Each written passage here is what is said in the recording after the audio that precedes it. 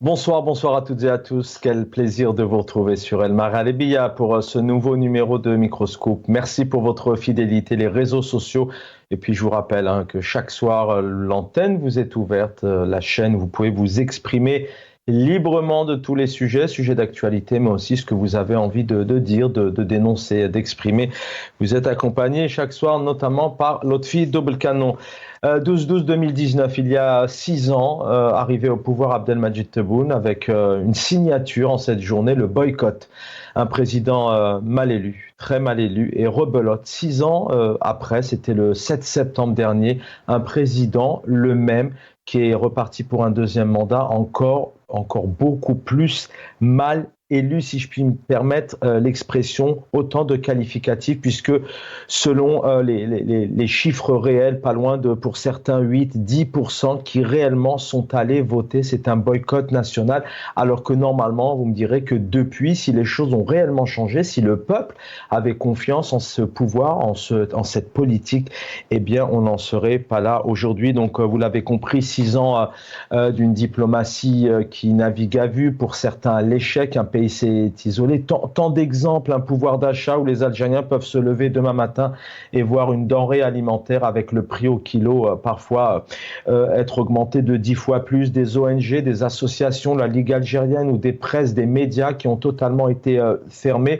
Le dinar aujourd'hui qui passe, l'euro est à 260 dinars, voire plus, et ça n'inquiète personne au sein du pouvoir. Une Algérie aussi face à un fléau dont personne ne parle. Le pouvoir algérien non plus n'est pas du tout préoccupé par ce fléau. Et un fléau important puisque ce sont les haragas, j'ai envie de dire tout simplement la famille algérienne, la jeunesse. Ils sont des cadres, des jeunes femmes, des jeunes filles, des mamans ou des jeunes à vouloir quitter le pays car il ne fait pas bon vivre pour eux. Et puis les urnes, vous l'avez compris, autant de scrutins, un 12-12-2019, mais aussi un 1er novembre 2020. Il y a eu les communales, législatives et puis les dernières présidentielles où le peuple a totalement boycotté ces scrutins. Ça en dit long, malgré d'ailleurs beaucoup de moyens qui ont été mis en place dernièrement avant ce 7 septembre. Toute une armada de presse qui se sont mobilisés, des cadres aussi qui ont fait le maximum pour essayer de rameuter un maximum de monde dans les urnes. Mais ce n'est pas le cas. Voilà l'actualité ce soir. Nous allons revenir, bien évidemment, 6 ans après, est-ce que les aspirations, est-ce que le peuple et son projet donc ont-ils été écoutés? Et puis nous évoquerons aussi un ton qui s'est peut-être adouci, un champ lexical qui a commencé à changer. C'est la revue El Jish hier qui parle d'efforts, fils de l'armée, pour faire face à la détermination, parle de rigueur, d'union. On a vu une revue El Jish hier qui change totalement d'expression, de champ lexical, de comportement, d'expression habituellement qui parle de défiance, de main étrangère. Eh bien, on a ici une main étrangère qui parle d'une certaine manière, mais on se pose aussi cette question, est-ce que derrière ce défilé du 1er novembre, dont devrait être consacrée la revue El Jish, a été un peu épargné? On écoutera une infographe tout à l'heure qui vous explique un peu les choses. On sent aussi indirectement peut-être que le pouvoir algérien commence à se poser des questions, encore une fois, après ce qui s'est passé en Syrie. Asdin Toumi, bonsoir, bienvenue, militant politique. Bonsoir Chaban, bonsoir à tes invités, bonsoir à tous les téléspectateurs. Merci de m'avoir invité à ce débat. Merci, est avec nous Omar Ait Mortar. Bonsoir Omar Ait Mortar, militant politique, bienvenue. Bonsoir Chaban, bonsoir aux auditeurs de El Marhalebiya et à tes invités. Merci, il est 19h07, restez avec nous. C'est quelques images pour vous dire que les slogans n'ont toujours pas changé. Voilà quelques images qui nous rappellent aussi cette belle épopée, cette époque du Hirak, et on en débat juste derrière.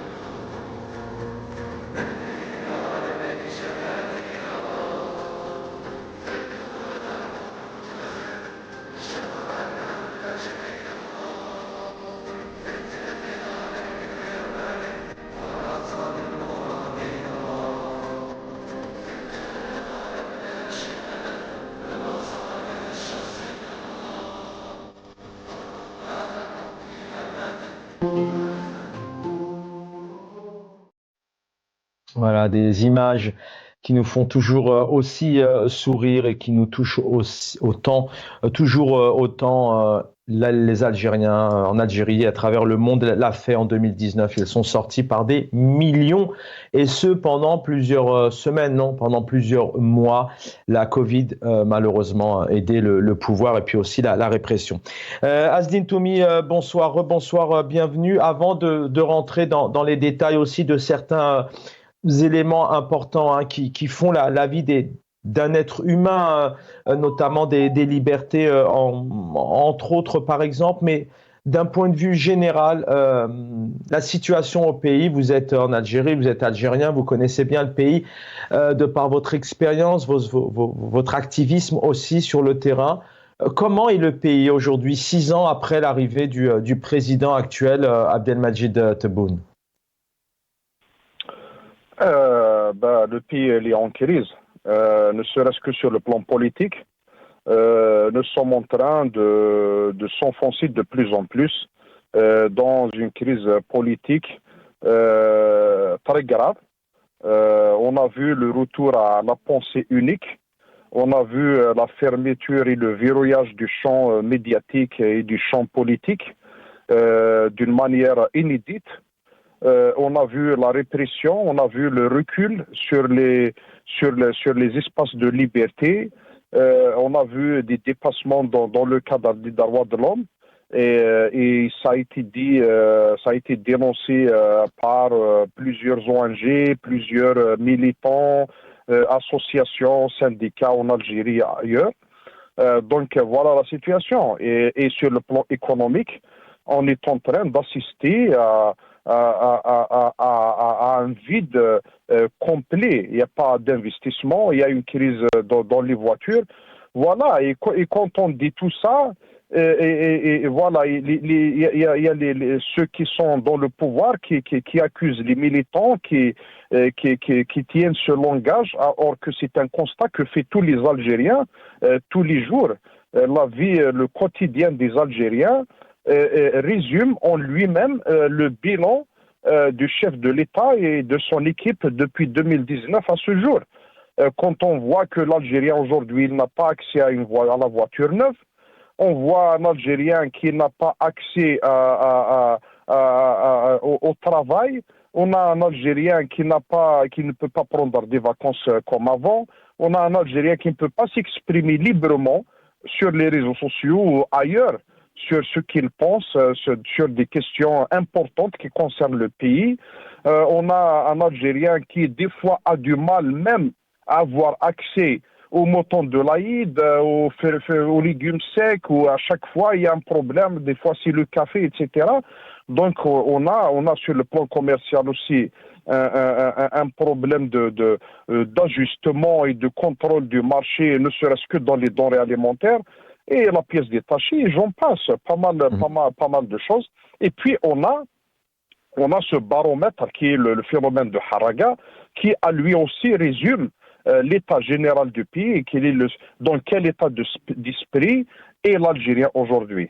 Donc les Algériens, ils s'inquiètent pour leur avenir, pour l'avenir de leurs enfants. Et ça, c'est légitime parce que le régime, il nous a menés il a mené une politique qui nous a menés à une situation où tout est sombre et les gens n'arrivent pas à avoir de la visibilité par rapport à l'avenir du pays.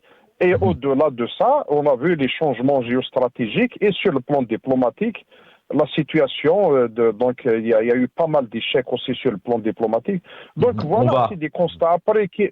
Après qu'ils disent que nous sommes en train d'être négatifs ou l'agenda étranger, etc. Mais en tout cas, le quotidien des Algériens, ils sont confrontés à tous ces problèmes. On va y revenir dans le détail. Merci pour ces quelques éléments. La journée la plus triste de l'année. Voilà ce qu'on a pu lire aussi aujourd'hui sur les réseaux sociaux. Ils sont nombreux à s'exprimer. Omar Ait Mortar, rebonsoir aussi. Vous connaissez très bien le pays depuis ce 12-12-2019. D'ailleurs, vous le dites tout le temps. Vous aviez soutenu, vous, Abdelmadjid Tebboune, vous aviez espoir en lui.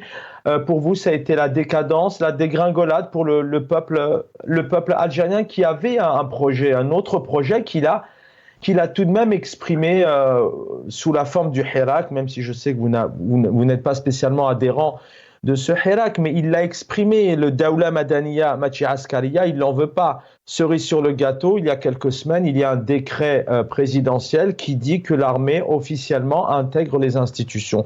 Votre bilan en quelques mots de ces 6 années, Omar Ait Mortar. Bien sûr, il faut être honnête, moi, j'ai fait la campagne de Tebboune et je n'ai jamais adhéré au Hirak, ça c'est clair. Mais aujourd'hui, quand on fait un constat, évidemment, il était très mal élu la première fois, pire encore la deuxième fois, il s'est imposé, c'est une intronisation, il n'y a pas photo. Mais le constat aujourd'hui, c'est que il y a un naufrage collectif, et le régime, et le peuple, le Hirak compris et tout ça. Parce que le Hirak, pourquoi j'étais contre? On sort comme ça dehors, d'ailleurs pendant 3 ans,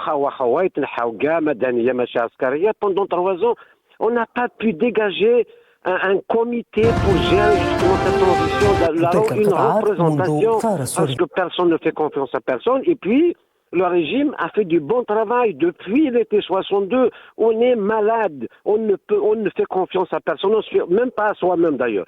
Aujourd'hui, le regard, c'est que la solution, le regard de la Syrie, comme on n'accepte pas une solution interne, elle viendra de l'extérieur malheureusement. Et ce n'est pas notre vœu. Moi, je ne veux pas que des puissances étrangères profitent de la faiblesse du pouvoir et du peuple.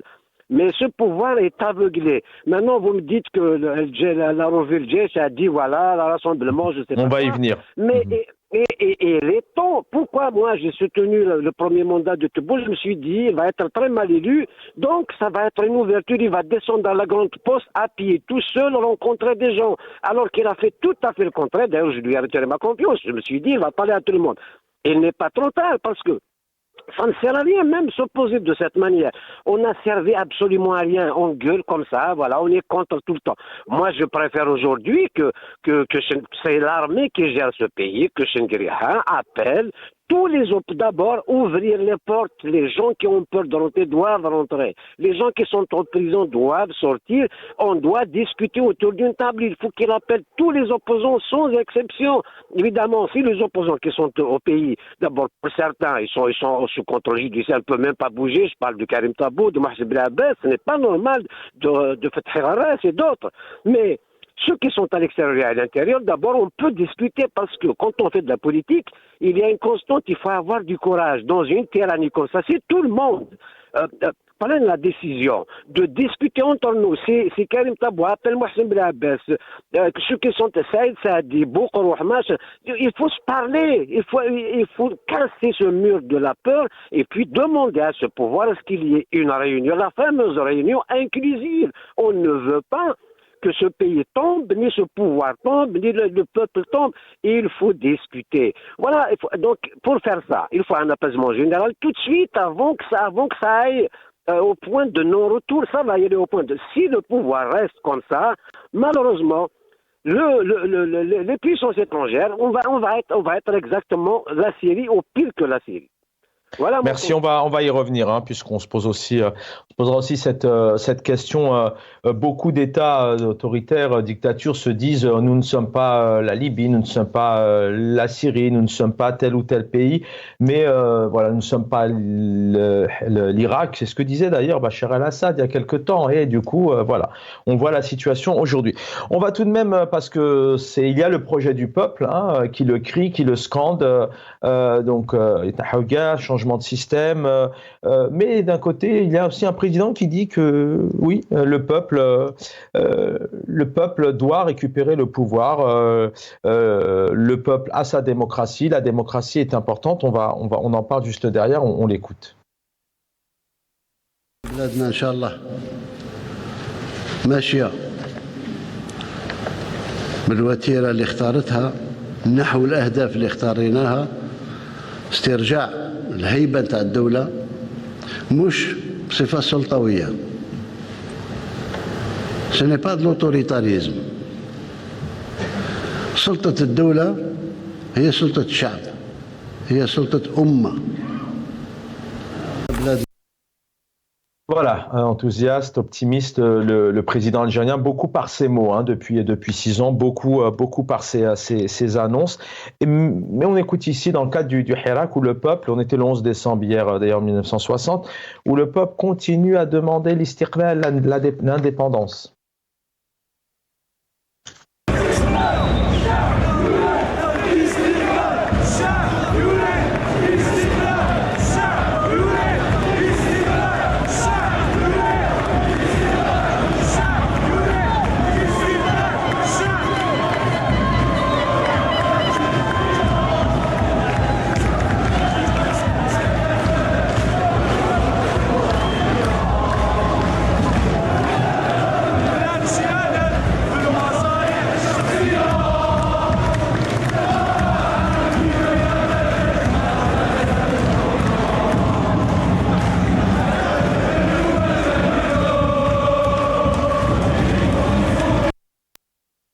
Azine Toumi, un élément, quelque chose de très paradoxal en Algérie au sein du pouvoir, c'est que d'abord, bon, il y a toute cette armada de télévision publique, c'est vrai, tout de même encadrée où les choses sont diffusées, les mots sont diffusés, les mots MOTS bien évidemment, pas les mots MAX du peuple. On a un président aussi qui pendant 6 ans a fait plusieurs annonces en termes de démocratie, de liberté, faites de la politique, pouvoir au peuple. Les démocraties se sont créées en Algérie pour parler d'autres États. On a tout de même cet élément-là et on a d'un autre côté le projet du peuple qui aujourd'hui n'est pas écouté. Comment vous expliquez ça? Déjà, ça s'explique par ces deux dates. Le hasard a fait que hier, on a célébré le 11 décembre, une date qui nous rappelle les sacrifices d'abord des chouhada et des moudjahidines, de nos ancêtres, de nos parents et nos grands-parents, et de leur héroïsme face au colonialisme. Et aussi, c'est une occasion pour nous rappeler que nos grands-parents, que ces chouhada et ces moudjahidines avaient un rêve. D'abord d'obtenir l'indépendance de l'Algérie et puis construire l'Algérie de demain. Ils avaient un rêve. Et cette Algérie, la question qu'on se pose aujourd'hui, cette Algérie, on n'a jamais réussi à la construire. Et ça nous ramène à cette date qui est le 12 décembre, où ça résume tout le contraire de ce que voulaient nos ancêtres.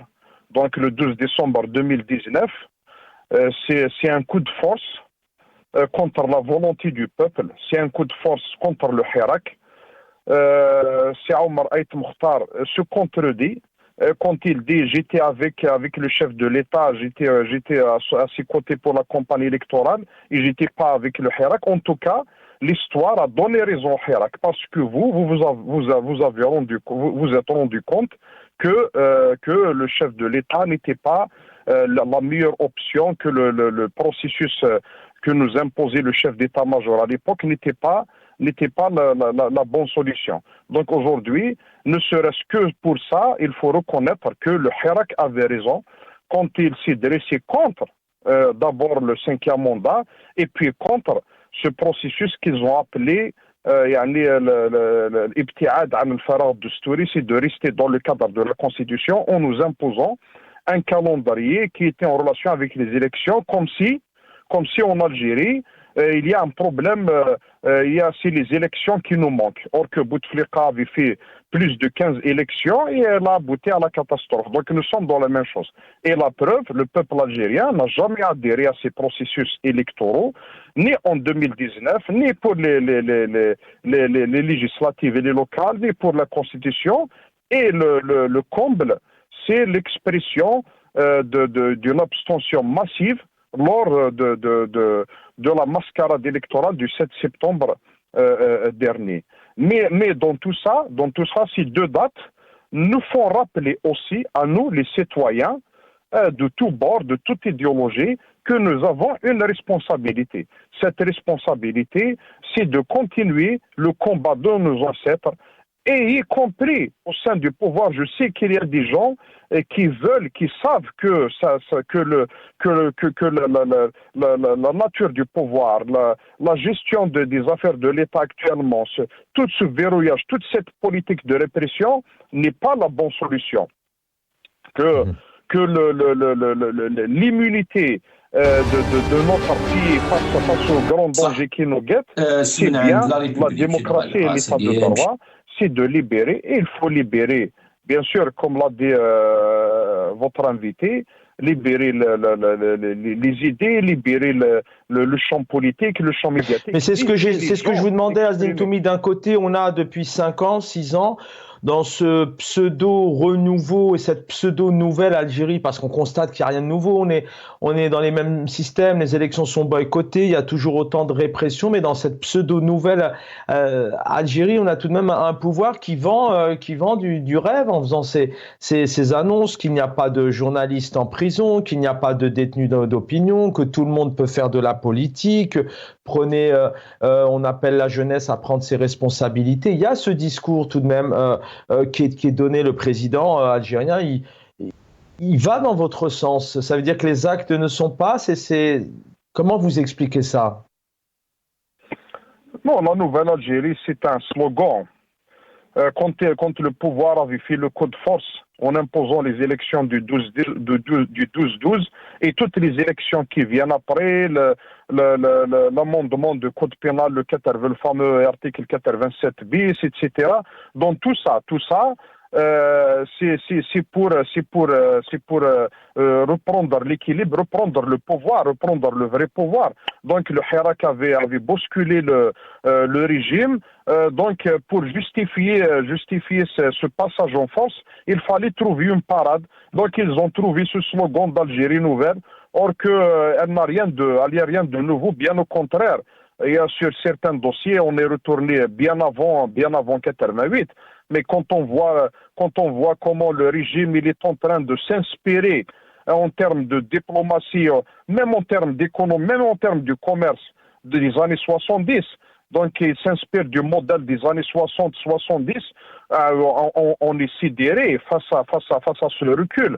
Au moment où les gens, maintenant, c'est l'intelligence artificielle, c'est la jeunesse, c'est la ferveur, c'est la fraîcheur d'esprit physique, c'est le gain du temps, c'est la gestion du temps, la gestion minutieuse du temps, etc. Nous, on retourne aux archives, on cherche dans les terroirs, même les cadres, on ramène des responsables de plus de 90 ans pour nous faire des choses nouvelles. Comment vous voulez que ça marchera? Ça marchera pas. Donc ça reste des slogans et pour certains une illusion. Pour ceux qui ont cru à ce discours du régime de cette Algérie nouvelle, ça devient une illusion. De plus en plus, les Algériens se retrouvent que que le pouvoir, non seulement il leur a monté, mais il les a truandés sur cette histoire d'Algérie nouvelle. C'est une escroquerie politique. Restez avec nous, Azdine Toumi. On va donner la parole à Omar El Mortal dans un instant. On va écouter ce résumé justement qui recadre un peu la manière dont a été notamment réalisée et conçue, écrite donc l'éditorial dédié au sein de la revue Al-Jist, la revue de l'armée, qui devait normalement être dédiée à célébrer le 1er novembre dernier. Vous l'avez vu par dizaines de millions de dollars, un défilé extraordinaire. D'ailleurs, on ne va pas se le cacher, mais quand on voit le quotidien des Algériens, est-ce que c'était vraiment une priorité? Mais on écoute et on en parle juste derrière.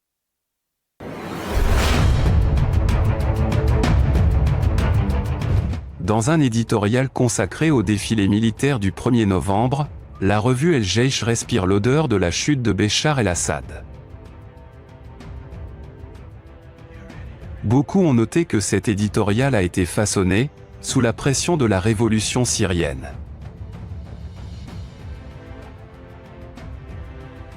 La revue s'est sentie obligée d'aborder un sujet qui n'était pas cohérent avec le contexte du défilé militaire. À l'écart du sujet de l'éditorial, elle a noté que la stabilité du pays et le renforcement de sa position est la responsabilité de chacun. En insistant sur la grande conscience du peuple.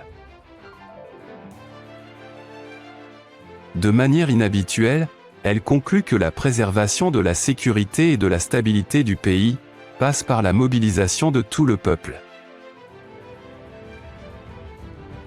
Pour la première fois, la revue El Jeish s'abstient de son style choquant, qui n'hésitait pas à utiliser des expressions de trahison et des slogans de défiance.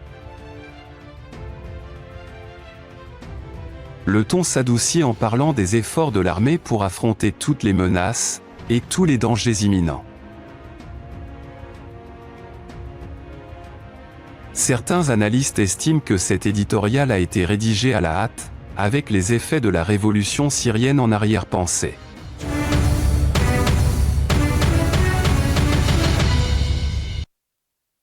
Voilà, vous l'avez vu, un ton qui s'adoucit. On vous laisse bien sûr le choix, si vous le souhaitez, d'aller lire entièrement la revue, enfin en tout cas l'édito. La revue, c'est assez lourd. Je vous souhaite bon courage. Mais bon, Omar Ait Mortar avec nous ce soir. On a écouté à l'instant les quelques éléments d'information, une revue El Jeish ici qui appelle justement à la responsabilité de chacun, à la conscience du peuple, à la mobilisation du peuple, notamment pour la stabilité, la sécurité, la paix du pays. Alors dans la forme, on a une revue ici qui sort aussi de son contexte du 1er novembre. On a l'impression qu'il y a un soubassement notamment dans l'écriture et la réflexion de cet édito qui fait référence à ce qui vient de se passer en Syrie aujourd'hui. Est-ce que le pouvoir algérien se pose cette question? Est-ce qu'il a peur de se voir demain confronté au peuple qui n'en veut plus de ce système? Je crois que ce pouvoir, il faut l'aider. Au lieu de l'attaquer, il faut l'aider à prendre de bonnes décisions. Bien évidemment, il a peur. Le revirement de cette revue El Jeish en est une preuve. Par contre, j'ai envie de dire à M. Toumi que Omar Ait Mortar ne se contredit pas. Omar Ait Mortar, il se trompe peut-être. Je ne dis pas que je détiens la vérité, bien évidemment.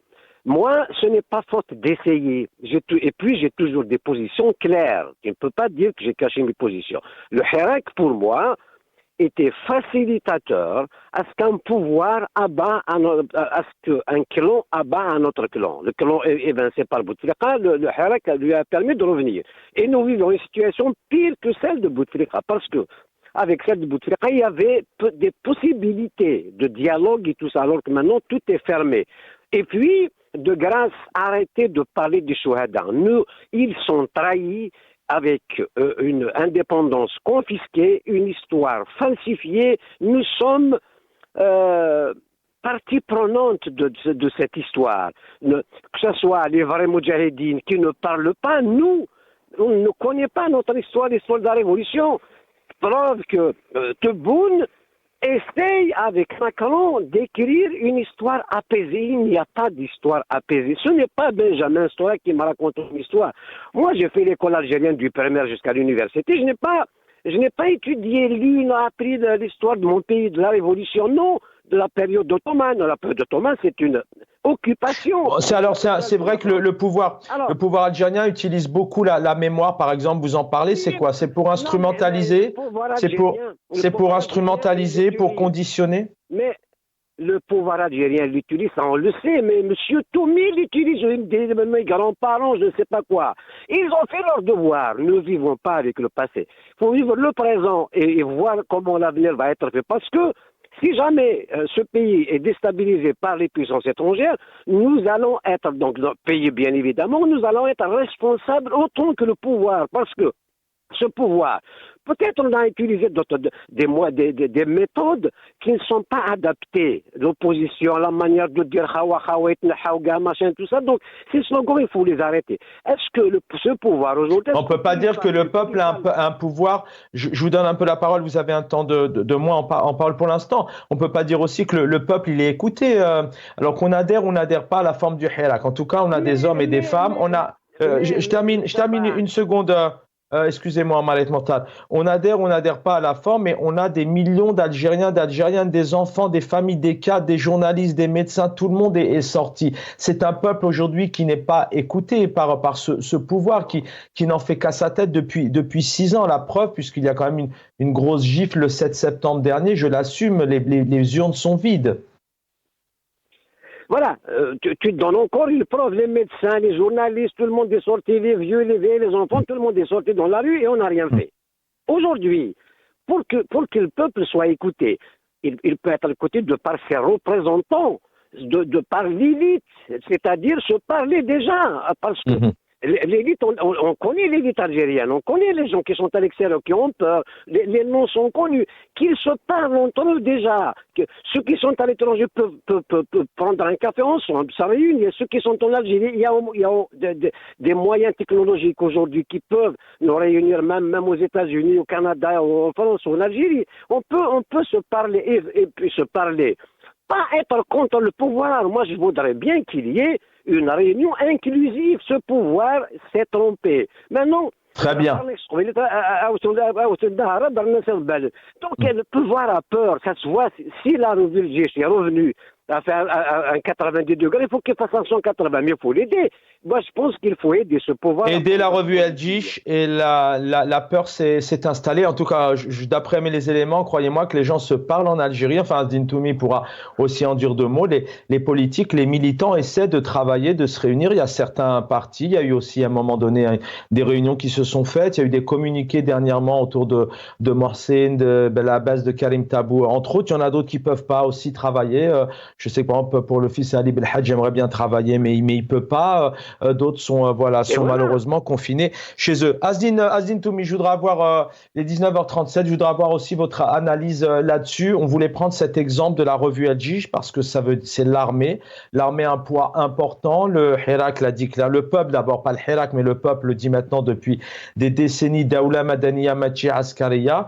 En tout cas, officiellement, ça a été décrété, l'armée est dans les institutions, l'armée est au gouvernement, ça c'est pour les téléspectateurs, ça vous donne un peu le ton de l'évolution de ces 6 ans sur le projet du peuple. Azdine Toumi, comment vous analysez cette revue El Djish avec ce ton qui s'est assoupli? Est-ce qu'il y a une crainte tout de même? Est-ce que ça a été écrit avec un soubassement sur une référence à la crise et aujourd'hui au soulèvement en Syrie? Est-ce que le pouvoir algérien a peur aujourd'hui de perdre le pouvoir et de se retrouver dans la même situation? D'abord, il faut s'arrêter sur les mots. D'abord, c'est quoi un pays puissant? Il y a une confusion. Certains pensent que la puissance d'un pays est dans la puissance de son armée. C'est vrai qu'un pays, pour qu'il soit puissant, il doit avoir une armée puissante à la pointe de la technologie. C'est ce que nous voulons, ce que nous souhaitons. Mais en parallèle, il faut avoir des institutions civiles fortes, légitimes, crédibles. Et ce que nous n'avons pas réussi à bâtir depuis l'indépendance. Depuis l'indépendance, justement, l'Algérie a réussi à bâtir des institutions sécuritaires fortes pendant des années, mais on n'a jamais réussi à construire des institutions civiles parce que ça a été toujours de la triche, ça a été toujours de la fraude autour des élections, autour de partage des sièges, des systèmes de quotas pour les assemblées. Donc tout ça a mené aujourd'hui l'Algérie à une situation où on a des institutions civiles complètement discréditées, complètement fragiles à côté de la plaque. Donc voilà. Après, c'est vrai que ce qui compte, c'est les actes. Maintenant que la revue tient un discours doux, etc. Après, c'est les actes qu'il faut suivre. Est-ce qu'on aura une ouverture politique sur une société civile, l'implication de la société civile, de la vraie société, pas la fausse qu'ils ont créée pour des impératifs électoraux, etc., tous ces réseaux de Majlis al-Shabab, etc. Tout ça, c'est un recyclage des anciens du FLN, du RND, etc., qui ont été recyclés dans ces trucs. On a vu même qu'ils ont obtenu un ministère, etc. Que représentent ces gens-là? Moi, je me pose la question. Donc, l'implication de la vraie société civile dans la vie politique, ça serait bien. Mais il y a une réalité qui s'impose aujourd'hui, excuse-moi, Chaban, encore une minute. Je vous en prie. Qui s'impose à notre pays en général, institutions et peuples. Ces changements géopolitiques qui sont en train de s'opérer, c'est des changements qui sont réels et qui sont autour de nous. La géographie, elle bouge. Les équilibres régionaux, etc. changent. Donc aujourd'hui, tous les pays qui sont fragiles sur le plan politique, sur le plan économique, sur le plan démocratique, sur le plan, etc., donc vont subir des pressions. Et pour faire face à ces pressions, il faut être fort. Et cette force et cette puissance, je reviens au point de départ, c'est d'avoir une armée forte à la pointe de la technologie et d'avoir une société, des institutions civiles fortes. Qu'est-ce que vous... Aujourd'hui, ce qu'on appelle les guerres hybrides, c'est pas uniquement l'armement. On a vu ce qui s'est passé au Moyen-Orient avec l'histoire des téléphones, etc. On a vu que la technologie, les embargos... Qu'est-ce qu'une armée pourra faire contre l'embargo commercial, économique contre un pays? Qu'est-ce que vous pourrez faire avec les armes? Vous ne pouvez rien faire. Donc il faut avoir de la puissance et de l'efficacité sur le plan diplomatique dans les institutions. Donc il faut avoir des assemblées légitimes à tous les niveaux. Il faut avoir des responsables, des élections crédibles, ce qui va donner des responsables. Pour ça, il faut sortir faut sortir de cette crise politique. Je pense à Azzedine Toumi, mais vous avez parlé des actes éventuellement, s'il y avait des actes derrière ces quelques mots d'apaisement. C'est vrai que, je le disais, il y a un ton qui s'est plutôt adouci avec, on appelle à la stabilité, la mobilisation du peuple, où habituellement on rappelle aux téléspectateurs, téléspectatrices que la revue Al-Jish, elle est plus dans la défiance, la main étrangère, enfin il y a plus des choses plus virulentes, mais à part ces actes-là, Azzedine Toumi, est-ce que derrière tout de même ce pouvoir qui pour certains est affaibli en Algérie parce qu'il est isolé, il n'a pas la confiance du peuple, est-ce qu'il a crainte demain, d'où ces mots, d'où cette sortie de la revue Al-Jish, est-ce qu'il a crainte d'être confronté à se retrouver vraiment face à un autre Hirak, à un autre mouvement et même peut-être voir son départ, c'est pas une dynastie de 60 ans ou de 54 ans, mais c'est le même pouvoir qui est en place depuis des décennies.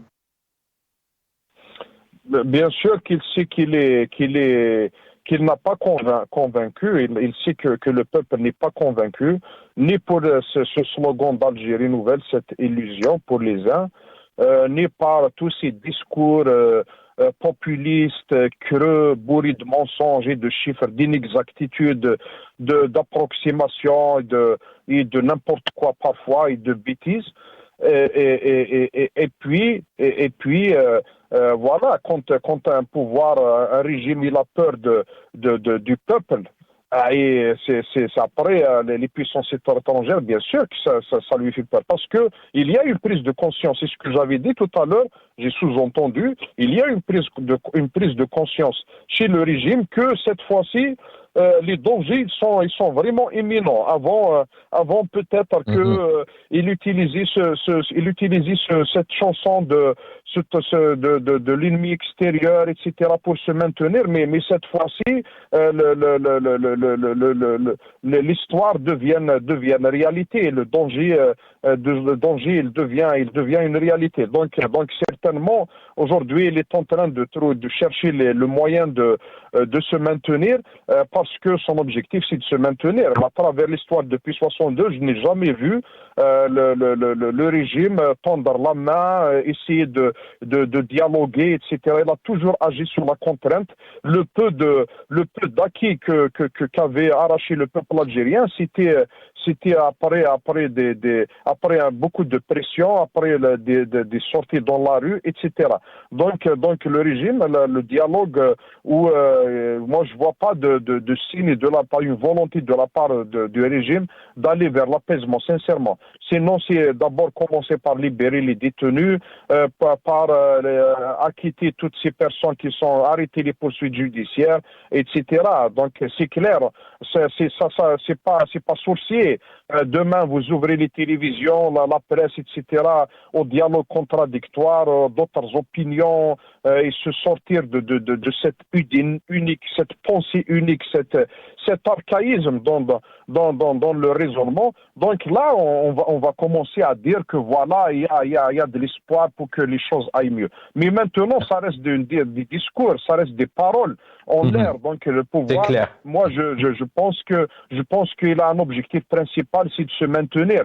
Il n'y a pas de volonté réelle d'aller vers le changement. Je reviens à vous. Qu'il y a maintenant. Quand il y aurait des signaux, on va dire Mbarak. Voilà. Sinon, maintenant, moi, je vois pas. Je reviens à vous. C'est vrai que des signaux simples, comme on aurait pu le voir dans le cadre de cette échéance du 7 septembre.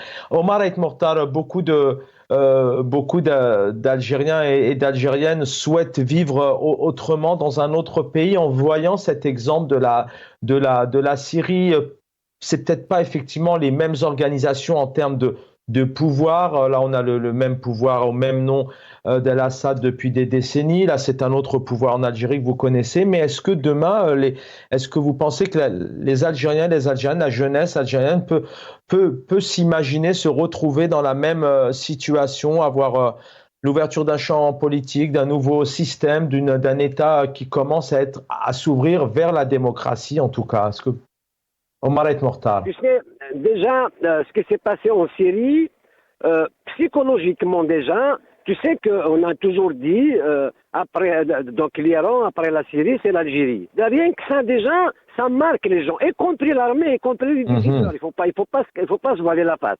C'est-à-dire, mais il y a finalement un risque. Ce qui s'est passé en Syrie, c'est un plan très bien organisé. Israël bombarde systématiquement les positions aériennes de la Syrie. En même temps, ces terroristes avançaient. Tahrir Souria. Je ne sais pas, elle s'est libérée de quoi, par qui et comment.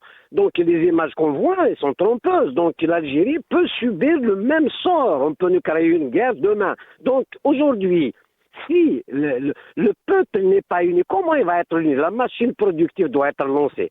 Et Tebboune doit savoir une chose, c'est que l'autorité de l'État n'est pas synonyme de la tyrannie, de la dictature. On ne ferme pas la librairie Chir parce qu'elle a organisé une vente dédicace. En France, les cafés, les restaurants, les hôtels organisent des ventes dédicaces. Au contraire, on les soutient, on les encourage. Allez-y, alors que la librairie Chir, que je connais à Tizi Ouzou, et quand il s'agit de la ville de Tizi Ouzou, l'université Mouloud Maamri n'a pas bougé, les étudiants n'ont pas bougé, c'est-à-dire il y a la tyrannie, il faut qu'ils dorment tranquilles, Tebboune. La machine productive ne peut pas démarrer comme ça. Les cadres de la nation ont peur, les importateurs ont peur. Regardez, aujourd'hui, la télévision algérienne parle des conteneurs de café, les importateurs, machin, ils vont mettre encore des gens en prison. Alors que importer du café, je ne sais quoi, c'est une opération commerciale ordinaire. Tu importes, il y a des règles, tu arrives à la douane, tu payes, il y a une lettre de change, il va vendre à Fimani. Donc, alors que ça devient une affaire de l'État. On détourne l'opinion, on emmène en prison les hommes d'affaires.